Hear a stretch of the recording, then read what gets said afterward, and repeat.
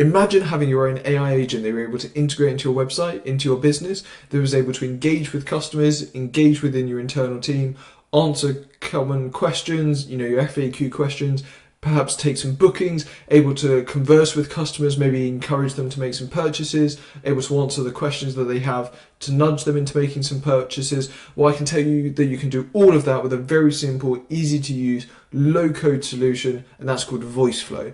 Voiceflow is a chatbot building solution that enables you to build custom elements for exactly your needs and how you want to do it. What we're going to do is run through a basic version today of how maybe you could answer some questions and queries relating to a MacBook, but I have got other videos on the channel that talk to a more complex lens of how you could take some bookings and engage with customers in more depth. What we're going to do here is run through the basics first. So what is Voiceflow? Voiceflow, as you can see here, again, AI customer support agents with complete control. As you can see here, slight demo, but we're going to get into that a lot more about how you can customize and really engage with that customer or that user within your business as well. Again, used by lots of different teams, some great names that are there. We can come down, there's some examples here on their website. So again, your customer support, again, Trilogy resolving 70% of their tickets, again, saving $425,000. You've got the in-app co-pilot, so again, using that maybe onboarding experience, improving that so you don't have your team tied up in asking those questions. Also improve the experience of that person onboarding into your organization.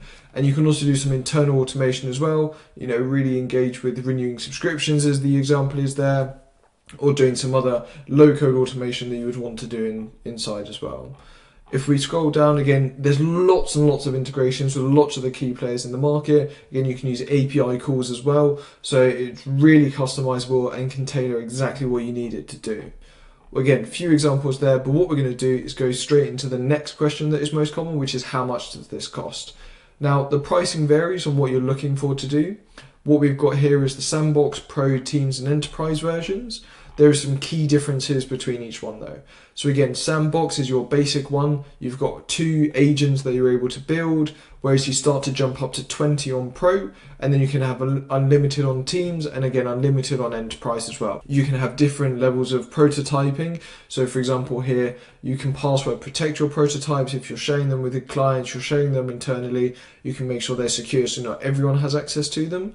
What we've also got here is a few different ways of launching and hosting it as well, depending on what you need.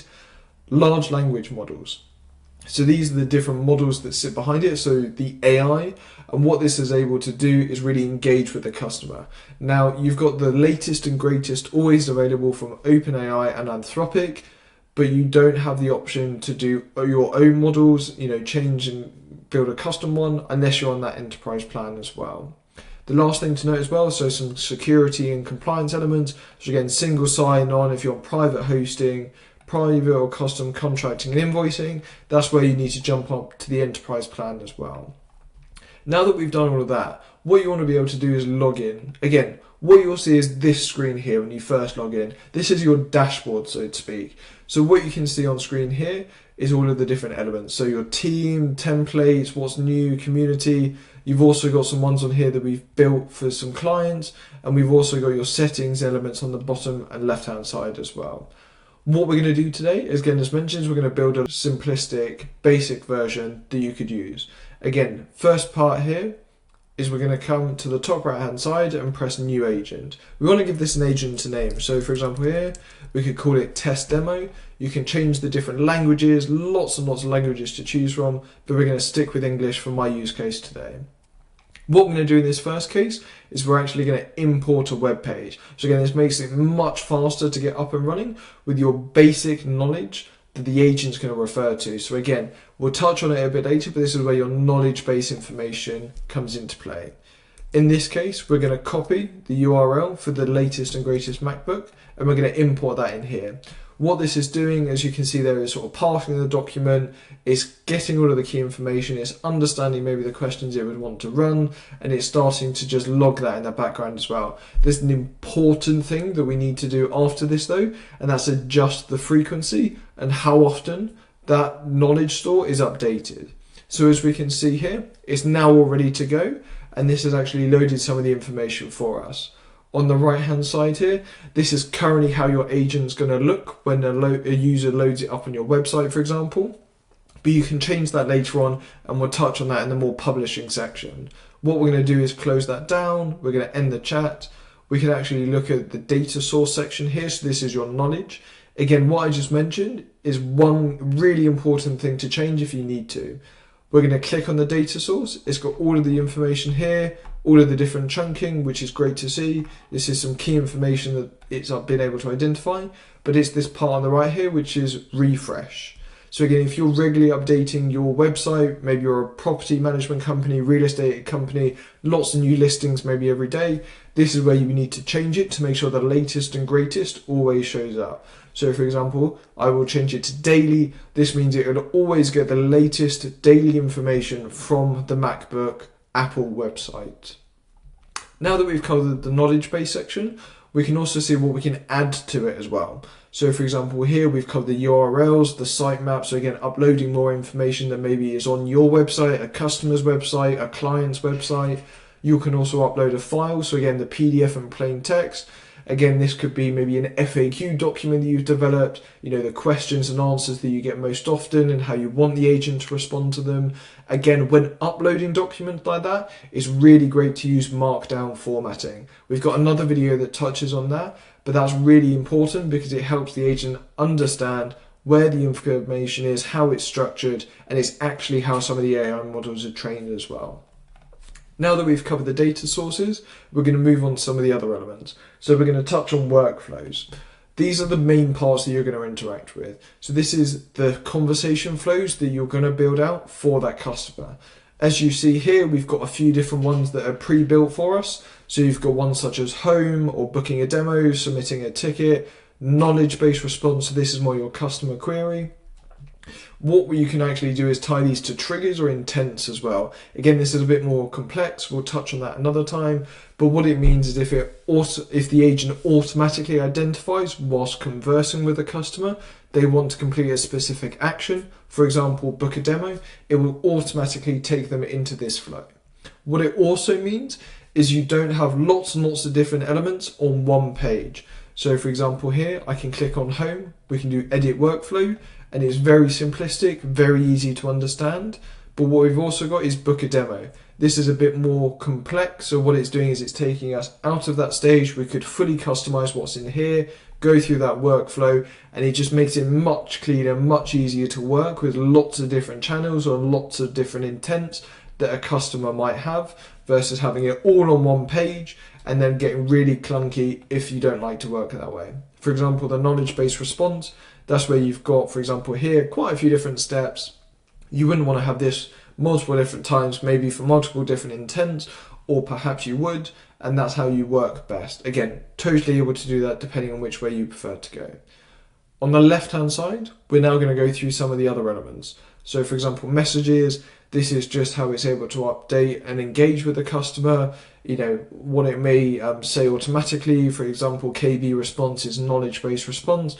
So this is a variable that is automatically generated, which is when it's got the information from that knowledge base, it will then pass it back to a customer as saved as a variable, and that will automatically update every time it gets the latest information it needs from the knowledge.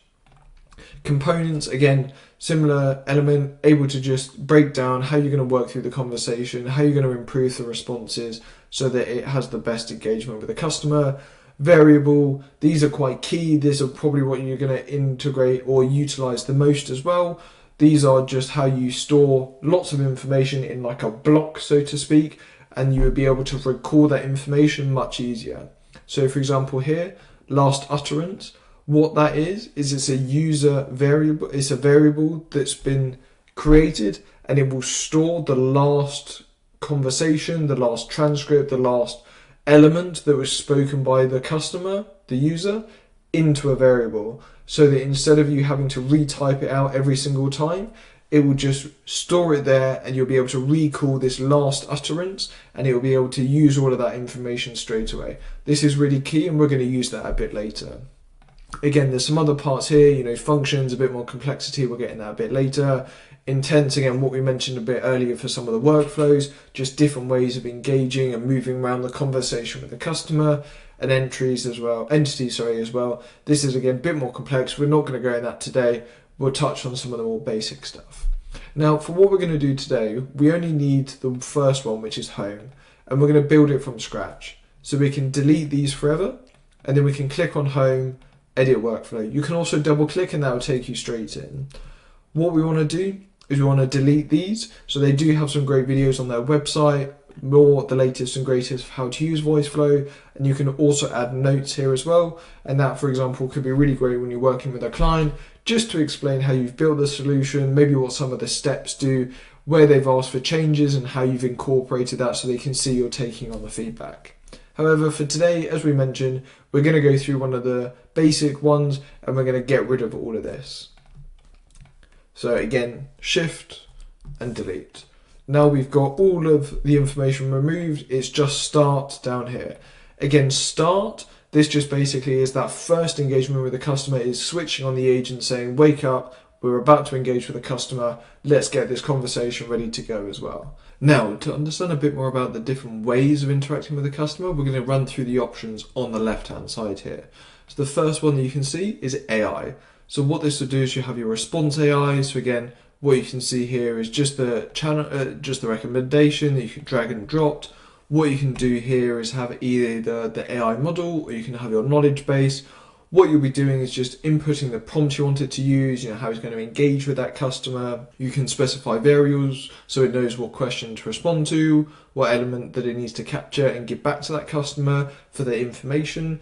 You can change the prompt settings. So again, with it being Anthropic and OpenAI for some of the lower plans, what you can choose from is, for example, the latest and greatest. So at the moment they got Claude 3 Haiku is their standard one, but you've also got 3.5 Sonnet available. You've also got the different tokens that it will use to complete the request. So again, slightly more expensive for the better ones.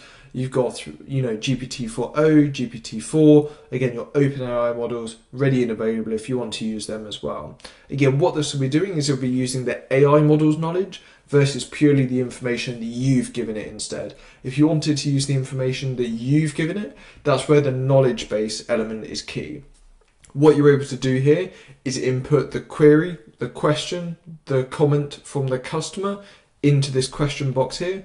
What you're then also able to do is give it some instructions, so it'll then go off, search all of the information. So again, earlier we shared that link to the MacBook Pro. It will analyze that, it will understand that, and it will start to share back any information that it's been able to identify from that engagement.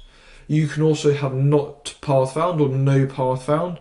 What this basically means, if it doesn't know the answer, it won't give a response. You can also put it as part of the prompt, part of the instructions, so that if it doesn't know the answer truly, then it won't give a fake response. This is really key if you wanted to give only the responses that you know are true to the customer. You can also override the prompt settings. So again, for example, here, what we've got are Claude 3 as it being set up. You've also got all of the different options as we mentioned a bit earlier. What we didn't mention though is what is temperature and what is max tokens. So temperature is just the variability of how that customer is going to engage. What we've got here is temperature, and that's what we didn't cover a bit earlier. And temperature is how that AI agent will respond back to the customer and how closely it will follow that source material. So again, like we showed with that MacBook website, the Apple link, what it will do is it will really closely follow the wording and the messaging that is provided by Apple back to the customer. The higher the temperature, the less likely it is to copy that original text or be replicative of the tone, the structure, the persona, and it will start to vary and give a different user response or different response each time. So again, if you're looking for a really basic, really simple response every single time that you know you can trust, you can understand, that's where you want to lower the temperature. Tokens, what this is the number of characters used in that engagement. So as you can see there, one token is about 4 characters, or about 100 tokens is about 75 words. That's a really easy way to understand that the higher the tokens, the more words the agent's going to be processing, both the instruction, because again, that's part of the token usage, as well as the response that it's going to give back to the customer. So for example here, if you do 250, what this will say is it's giving more opportunity for the agent to respond, but it can also digest more information from the customer as well. System, again, this is a bit similar to the prompt that we mentioned a bit earlier. It's just telling the agent what they are, how they work, what the goal is. You want to be giving it some personas, some examples, so it has that best engagement and best user experience for the customer. What we've also got on the left-hand side here as well is talk. So this is where you've got your more basic interaction with the customer. So what you can see here is message. So again, this is just a direct message that it will give to the customer. So for example there, hi there, how can I help you today? What you can also do is change the delay on it. So again, how quickly it will respond to the customer, how quickly it will follow up. This will just change, this will just vary. If the customer feels like it's a bit too much of a chatbot, you can really change that and vary it so it feels a bit more natural in its response and how quickly it follows up. What we can also do as well is change the different information that the customer can see, and that's your different modalities.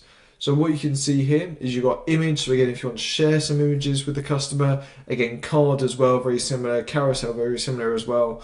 But again, gives you lots of different options if you want to engage with that customer, show them some products, lead them in different directions. And again, this is really useful for your different engagements with those customers. Listen. So this is more your interaction with the customer and trying to listen for specific information. So again, buttons, we're going to be using that today, as well as choice and as well as capture.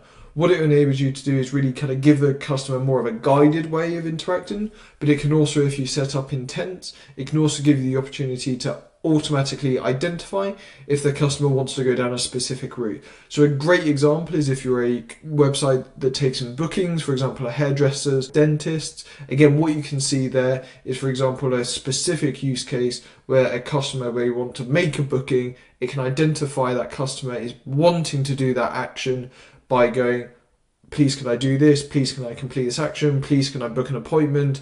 Again, it starts to automatically identify it and then starts to direct them through that intent as well. That's a bit more complex and we'll touch on that in another video. Capture, what this is doing is it's actually capturing the information from that user.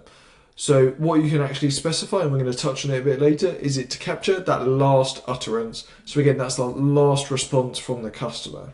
Let's go through the others quickly and then we'll show you that in real time. Again, logic, these are really great if you want some if statements, you want to set some conditions. So if this happens, then do that. You've got some set statements. So again, this is where you're setting some variables up. So again, maybe you're capturing some information like their email address, their phone number. Again, you can store that information, maybe to send off to an API a bit later on. You also got components. Again, just a different way of guiding the conversation, how they're going to interact. End is just closing that conversation, so it'll almost, as it says there, it will end, it will completely stop that interaction. Developer, again, these are a bit more complex. This is where you can call up some functions, your API, your JavaScript, you can use some knowledge-based search, you can build out custom actions. We're going to use some of the knowledge-based search today, but the rest of it we're going to touch on in another video. Again, as we mentioned a bit earlier, what we want to do today is do a really simple demo just in how you could deploy it to answer the questions around the MacBook Pro. So if we go on to the main bit here, what you always want to be doing is naming the blocks that you're going to be using. This is really key for later on and you'll show why. So for example here, you could do main, or you could do first interaction with customer. So what it's going to do is it's going to pop up and it's going to say, hi there, how are you today? So how do I know that? Because on the right hand side here, you can press run, or on the bottom right hand side here, you can see it working in real time as well. If we click run, what it will do is it will want you to do some training as well. So you can click train. This just improves the responses, making sure you're giving the best experience. But what you can also do is run your agent. So as you can see there, we've clicked run and it said, hi there, how are you today? The reason that you can't see any more on it is just because we've got nothing else following on from that as well. Okay, brilliant. All working as we need to so far. So what we want to do today is try and guide the customer in the way they're going to go. So in this case, we're going to use maybe some choice. We're going to come up here to triggers. We're going to click plus. We're then in this case going to go down to button. Again, intents are a bit more complex. This is where it's able to automatically identify what the customer wants to do. For example, making that booking appointment with a dentist, it can take them through and do that straight away. Again, doesn't need them to click on a button. Today, we're just going to use some buttons. So we want to do ask a question. Maybe you want to do another one, which is just another simple one, such as learn more. We want to do another one, which is maybe nothing. Nothing, goodbye. Okay, brilliant. We've got a few different options there. Again, what will happen? We click run test. It will pop up with hi there, how are you? And then it will give you the 3 options to choose from. Today, we're going to go through and do ask a question. Again, nothing's happening after that because we haven't set it up yet. What we're going to do is add another message board. We're going to do confirm that customer wants to ask a question. Great. It looks like you want to ask some questions about the MacBook Pro. And then what we're going to do here is we're going to have that first message. We're then going to add another one, which is please enter your question below and I'll do my best to respond to it. Okay, brilliant. So again, connecting out there. What we can also do, maybe if we wanted to, we can change the color. So maybe we want that as a red. So it's really easy to see where we're going through and, confirming. Or again, maybe we want this to stay gray, and then what we're going to have is the first one to be blue, so that we can see where it starts, or maybe green so we can see where it starts. And maybe what we're going to do next is actually make it really easy to see where we're setting variables. So again, we want to come up to listen, and we want to capture. Now in this one here, we want to capture user response. So what we're going to do here is we're going to set it up so that it connects in from them asking a question, the agent asking the customer to ask a question, into this part here. We're going to change the block color to red. Again, really easy to see where we're capturing it. What we're going to do is we're going to come up to the right hand side here. Next to capture, it's got entities. We're not going to work with entities today. Instead, we're going to do entire user reply. Again, what this means is the agent will capture all of the information word by word, almost like a transcript, and be able to store that so that we can work with it in a second. Okay, brilliant. So we've stored that as last utterance, the last conversation piece from the customer. What we now need to do is actually give a response to that. So again, coming over here, we're going to do response AI. We're going to connect the two together. We're going to rename this to response to customer. We're going to change this because again, AI model basically means it's going to use any of the information available to OpenAI or Anthropic. Again, if you use the enterprise models, you can build and use your own LLMs, but the rest of them are just using Anthropic or OpenAI, still the latest and greatest. What we're going to do is go to the knowledge base. So in this case, we're going to question is the last utterance by the user. So again, this is the question that was asked by the customer or the user. The instructions, we're just going to do answer the user's question. And again, curly brackets, last utterance, close it, curly brackets, again showing it's a variable. This is the latest information captured. We can have no path found, i.e. it doesn't find the information, it knows what to do. We can also do override prompt settings. Maybe we'll go to GPT-4o, bring the temperature down maybe to 0.5, so it's 50-50 in the way that it responds. It'll be quite close, but not extremely different. We can bring up the tokens. Let's maybe say this is 250, just so that it's got no issues whatsoever. And then what we're going to do is we're going to give this a quick test just to make sure it works. So, hi there, how are you today? We want to ask a question. Brilliant. What question do you want to ask? What do you want to know? Let's type it in now. So, when does the MacBook come out? Again, when we send that, we're going to send that. But if we come over to here, available from 08/11/2024, we can come back to the test demo. And again, we can see here, available from 08/11. Again, following the exact response that was on the Apple website. What we can also see here are the different details that it's used to put out that answer. So for example here, token multiplier, token consumption, so again how much is used. We can actually see what it's actually done around the query, so it's able to pull out that information. Again, all working exactly as we would want it to. Now that we've got that information, maybe we just want to double check if the customer wants to ask anything else. So we can add another message one. We can do another question. We can add that in here.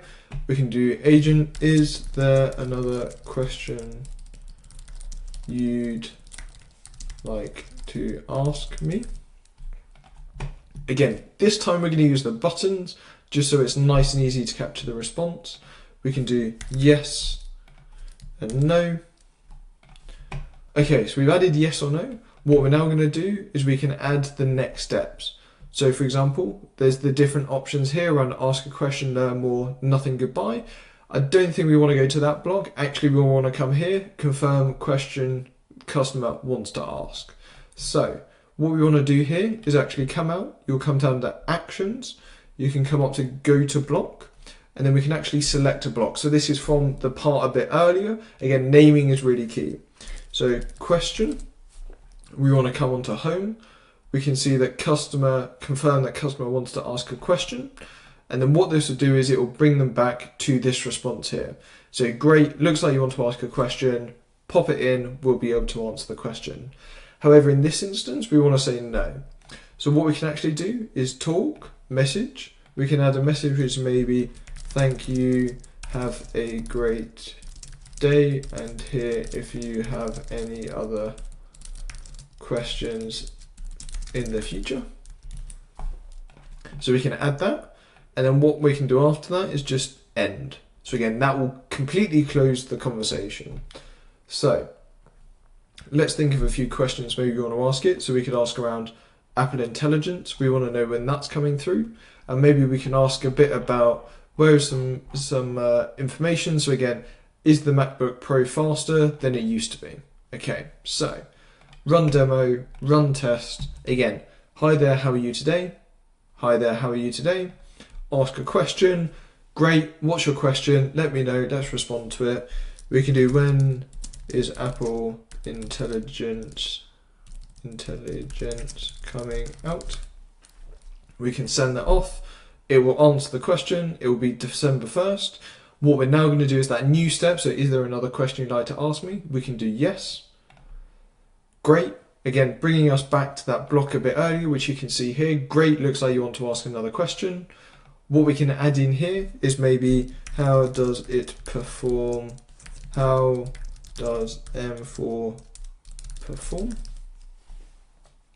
Again, go off, ask the questions, come back. So for example here, bring serious speed to the 14-inch MacBook, enable seamlessly multitasking. So again, all of this information from that web page. If we don't want to ask another question, we can click no, and it will come out with that last part, which is thank you, have a great day, here if you have any other questions, and then it will close the session. So as you can see here, we can't type or add anything else, which is great to see. So it's all working exactly as we need to. Brilliant, so we've got it all working. What we need to do now is just see how it would work with that customer if you were to deploy it. So what we're going to come up to do is actually share it. So this is how we can do like a prototype, a demo, whether it's internal or actually if you're doing it for a customer. You can do share prototype.